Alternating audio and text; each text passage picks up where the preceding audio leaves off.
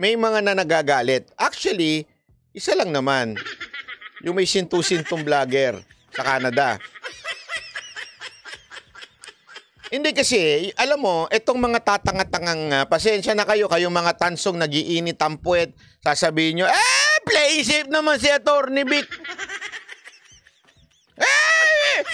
Failed, Maharlika, failed yung interview mo. Alam mo yung mga ganyan, yung mga katulad ni Bobong Lipunan, yan po ang tinatawag mo na walang mga utak talaga. Yung pinanganak na siguro nung iniiri siya ng nanay niya, nauna yung utak. Tapos nalaglag. Paglaglag ng utak, tsaka lang siya lumabas. Di niya nasalo. O kaya, wala. Diba? So, anong punto ko dito? Kasi ganito sinasabi niya. Playing safe naman si Atty. Vic at hindi niya naman sinabi. Alam mo, marami siyang magandang sinabi. Ito kasi ang gusto nilang, gusto nilang lumabas sa bibig ni Atty. Vic. Ito ang mga katulad ng mga vlogger na kaya nag-interview, hindi dahil para may malaman. Nag-interview para sumang-ayon sa kanila. Yan ang problema sa ibang mga vlogger. Katulad nitong Bobong Lipunan na ito. Di ba? Hindi man siya nag-interview, pero nung hindi lumabas yung gusto niyang marinig, nagagalit. Yun ang problema. Bakit to? Simple-simple lang. Pag ikaw nagtanong kasi gusto mong malaman, hindi ka nagtanong para ma-confirm yung alam mong pinaniniwalaan mo. Hindi yun dapat ganon. Kaya ka nga nagtanong eh. You ask because you want to know. Hindi because gusto mo lang kampihan ka. Naintindihan nyo? So, anong halimbawa nito? Gusto kasi nila aminin ni Atty. Vic na may video. Na may nakita siyang video. Anong gagawin mo kung yung tao walang nakitang video? Diba? So, paano mo masasabi yun ngayon? Ipipilit niya, sasakyan ka lang niya. Kasi, para mabenta yung vlog mo, tanga ka pala eh. Kaya nga ito, it's a lesson to everyone. Hindi, this is a lesson to every vlogger. Wala kaming pinag-usapan doon na chismis. Nung in-interview namin si Atty. Vic, it was very, very intellectual interview. In a sense, hindi ito yung mga marites interview. Naintindihan natin? And yet, bakit siya nag-trending? Bakit ganun kalaki ang views niya? Kasi nga po, wag nating gawin tanga ang mga Pilipino. Ginagawa nating tanga ang mga Pilipino at gusto lang natin yung mga marites ang ikwento ni Atty. Vic. Halimbawa, gusto nilang malaman na aminin ni Atty. Vic na may nakita siyang nagdodroga si Marcos o bangag si Marcos. Anong gagawin mo kung hindi siya kabarkada ni Marcos na kunwari lang, assuming, okay, it is true, according to the president, our president, Rodrigo Roa Duterte, na bangag si Marcos, kung hindi naman talaga nakita ni Atty. Vic, magsasalita lang siya for the sake na sasakyan niya si Pangulong Duterte para mag-trending din siya? That's not right. Second, if it is the case na totoong nakita niyang bangag si Marcos, paano niya ipuprove yun? Wala naman siyang ebidensya. So ano mangyari sa kanya? Makakasuhan siya. Libelous yung statement na yun kung hindi mo ma-prove. Bakit si Pangulong Duterte? Tandaan niyo, iba si Pangulong Duterte. Yan ay dating presidente. Kaya malakas ang loob niyan. At kinikwento lang niya yung dati niyang karanasan. Alam niyo, merong pinagkaiba yan. Panoorin niyo yung paliwanag ni Roque kasi without malice yung kanyang sinasabi. At bilang presidente siya ay dati, makakalusot at makakalusot yan sa libel. Maniwala ho kayo sa hindi. Tandaan ninyo, marami hong mga judges dyan. Hindi ko naman sinasabing hindi ako naniniwala sa mga judge. Ha? That's not my point here. I believe in our justice system. But, hindi ho magsasalita si Pangulong Duterte nang wala ho siyang hawak. Ngayon, si Atty. Vic, paano kung wala siyang hawak? Ngayon, kung sabihin na natin nakita niya talaga. Pag nagsalita siya at kinasuhan siya, tanungin kita, sasalbay mo ba yung tao? Ang problema kasi sa ibang tao, ang yayabang magsalita porket nasa Canada.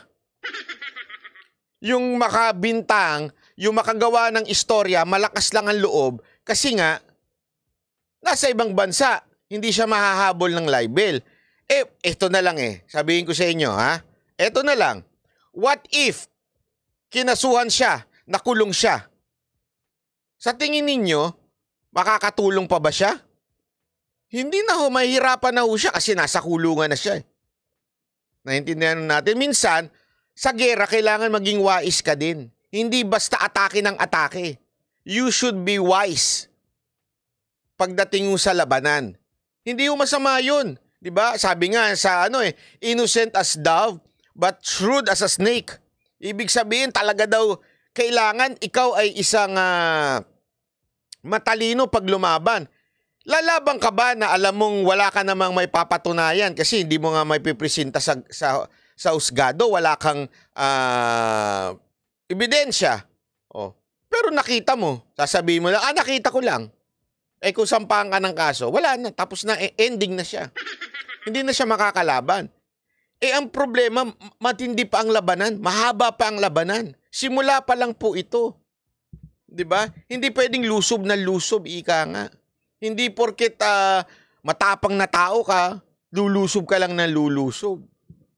Kaya itong mga katulad nito ni Bobong Lipunan, tapang-tapangan lang yan, pauwi mo yan dito. Wala yan! Putangin nang yan. Susuot sa salawal yan ng wala palang jowa yan. Susuot yan sa shorts ng jowa niya. Hindi kasi nakasalawal Baka sumuot lang niya sa brief ng jowa niya. Yan ang totoo. Yan yung tinatawag na tapang-tapangan. Hindi pwede yun. Diba?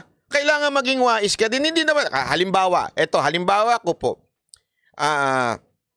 Diba, kinikwento ko kanina. Nakatanggap ako ng, hindi ito biro ako ipapaliwanag ko na sa inyo. Matindi Matindi ang nangyari sa akin mula nung nangyari yung Davao thing. Talaga hindi ito kwentong bururot. Itong kwento ko to, confirm and meron talaga ako mga opisyal na nakausap at mga opisyal maging ng mga uniform personnel na nakausap. Talagang confirm po ito. Okay? At alam ko, kaya nga sabi ko sa loob-loob ko, tanginang yan, ang akala kasi nila, kasama ako sa pagpaplano. Kasi may picture ako nung pinost ko. Kasi post pa Akala nila, kasama ako sa plano. Hoy mga hindot, wala po ako sa plano. Ako lang po yung nakikinig kay Pangulong Duterte. Alam nyo, si Pangulong Duterte may sariling mind dyan. May sarili huyang contact. Ako po, nandun lang, pinakikinggan ko lang po siya. Kung meron man akong i-share, yun yung sinishare ko lang sentimento sa social media. That's it. But I cannot change the plan of PRRD. Hindi rin niya sasabihin sa akin totally yung plan niya. I do not know. And hindi niya ako i-include. Barat Bay, ano plano natin? Tanga ba kayo? Kayong mga nasa Malacanang, kayong mga nandyan sa DOJ. Huwag kayong tanga. Hindi ako kasali sa plano. Okay? Kaya nga sinasabi kong paulit-ulit to sa kanila Sabi ko nga, kahit anong gawin nyo sa pagpaplano nyo sa akin, you will fail. Oo, maybe, totoo, maybe, you can kill me, okay.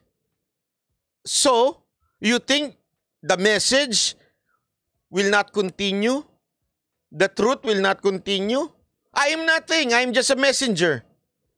Tutuloy-tuloy pa rin yan at papainitin nyo palalo. O mawawalang silbi. Happy pa ako kasama kong Panginoon. Di ba? Hindi ako nagbibiro. Ang dami nga nagtatanong sa akin, bakit di mo pangalanan? Gago ba kayo? Malalibel ako. Tanga-tanga naman, At saka, sorry po pero obvious ba kung sino pa ba yun? Kailangan pong ispellingin? Ano to, kailangan memorize? Hindi ko na kailangan ni yun. Sabihin pa yung pangalan, obvious naman na. Gamit-gamit tayo ng analysis. Di ba? Yun lang yun. Isa pa. Nagtatanong, So, ibig bang sabihin, titigil ka na? Hindi. Wala sa bokabularyo ko ang tumigil. Maniwala ko kayo sa akin. Lalo lang nilang pinapaapoy ako. Lalo lang po akong, eto aminin ko, syempre, noong una kong natanggap yon, dalawa reaction ko. Una, natawa ko. Sabi ko, talaga? Although seryosong bagay ito, pero natawa ako. Sabi ko, ganun ba sila kapraning? Ganun talaga naisip ko, ganun ba kayo kapraning? Pati ko, feeling ninyo may magagawa? Baka na ba kayo talaga? Unang reaction ko yun. Pangalawa, syempre, medyo sabi ko nga, sandali, kailangan kong ayusin ang seguridad ko. Sa mga nagtatanong, bakit di mo i-police report? Mga sir, mga ma'am, di naman po ako bobo. Before pa ako lumabas, sabi ko nga sa inyo, matagal nang nangyayari sa akin ito. Matagal na pong nangyayari sa akin ito. Matagal ko na rin pong nai-report ito. Kumpleto po ako ng dokumento. Hindi lang po ako yung showy na katulad nung iba na nakarinig lang, bigla nakagad. Hindi ho. Kumpleto ako ng details. Meron lahat ako niyan. Police report, lahat, blatter and everything. Naka-file yan. Kaya nga po din meron po akong mga seguridad. May mga security din po ako. Lahat yan, kumpleto po yan. Matagal ko na pong ginawa yan at may mga nagtatanong pa nga, sinasabi nila sa akin, bakit parang biro-biro lang sa'yo? Kung ako, babagkaroon ng ganyan thread, maapektuhan ako. Oo, kung takot ka. Hindi po talaga ako takot eh. Pasensya na po Sabi ko nga sa inyo doon sa video ko, hindi akong papahuling patay. Takot ako pag nadukot akong hindi patay. Siyempre, kung pahirapan pa ako, torture pa ako, di ba? Oh. Pero again, hindi ako papahuli ng patay. Maniwala ho kayo sa akin, makikipaglaban ako. Patayan kung gusto nilang patayan, walang problema. Lalaban ho ako. I'm trained to do it.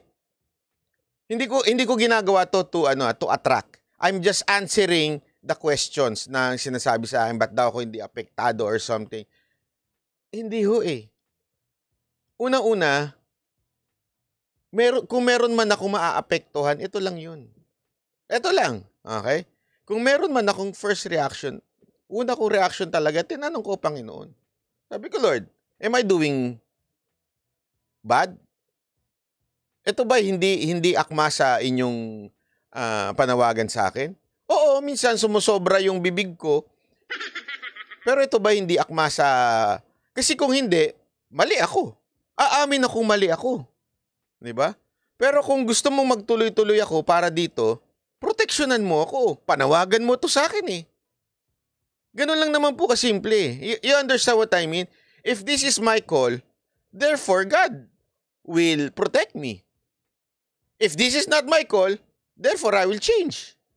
Ganun lang kasimple. Marunong akong sumunod sa Panginoon pag sinabi ng Lord, tama na masyado ka na madaldal. Okay. Tama na. Kasi I would rather be afraid of God instead of men. Bakit to? Kasi mahirap kalaban ng Diyos eh. Di ba meron nga tayong kasabihan na if God is with you, who can be against you? Tama, mali. Pero baliktarin natin. If God is against you, who can be with you? So I would rather be with God instead of against God. Ilang naman po yun eh. So sa akin, kung sa tingin ko, ito pa rin yung calling ko, I will continue. The Lord will protect me. If ang calling ko, mamatay ng martir, yun ang sabi ng Lord, tayo magagawa. Anyway, lahat naman tayo mamamatay, lahat kayo. Sama-sama tayo, huwag kayo mag-alala. Darating ang panahon, kayo rin haharap sa nyo. Hindi ako nagbibiro. Isipin nyo na lang to. Lahat naman kayo mamamatay. Depende lang. Yung iba sa inyo mamamatay ng cancer, may iba sa inyo mamamatay ng diabetes, iba sa inyo bangungot, yung iba sa inyo dadapa. Ganun naman eh.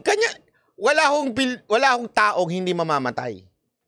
Ang tanong lang, nabuhay ka ba ng tama at kung paano ka namatay?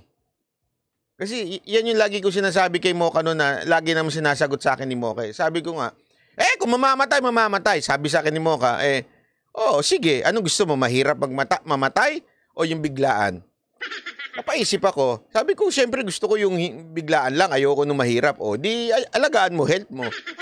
Kasi gusto mo ba yung namamatay kayo, 10 taong ka nang nakastroke? Ganyan ka. Bakit? Hindi mo inalagaan yung health mo. Hindi. Alam mo yan, hindi ko sinasabing lahat na stroke, hindi inalagaan yung health. Pero kasi ganun di ba? Bakit ka na heart attack? Kain ka ng kainin ng baboy. Gusto mo ba yung, kasi nga na-stroke ka na dahil bumara yung bano mo, ganyan ka na. 10 taong kang ganyan. Kahit may gusto kang sabihin, hindi mo masabi. You understand what I mean? Lahat naman tayo, darating tayo sa panahon na yun Ang importante ay alam mo na yung panawagan sa'yo ng Diyos ay susundan mo.